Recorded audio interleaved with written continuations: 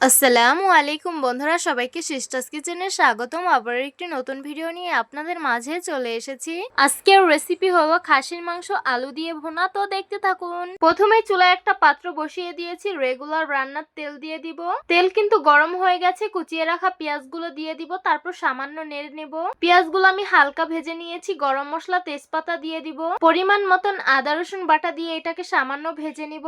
আস্ত কিছু কাঁচামরিচ দিয়ে দিব, সামান্য পানি দিয়ে দিব, স্বাদ মতন লবণ দিয়ে দিব, পরিমাণ মতন হলুদ মরিচের গুঁড়ো দিয়ে দিব।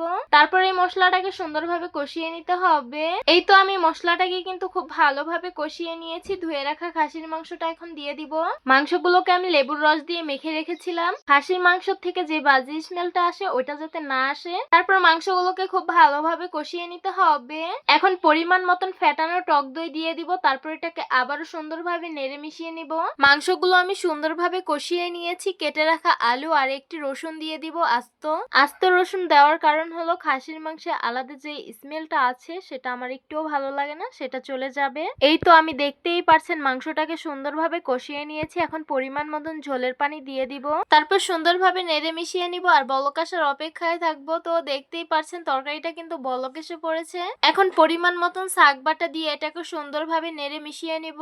এই তো আমাদের তরকারিটা হয়ে গেছে। এখন নামিয়ে পরিবেশন করে নিব। গরম গরম পরিবেশন করে নিলাম খাসির মাংস ভুনা। দেখতেই তো পারছেন কত বেশি লোভনীয় লাগছে, আর খেতে কিন্তু দুর্দান্ত লেগেছে আমার কাছে।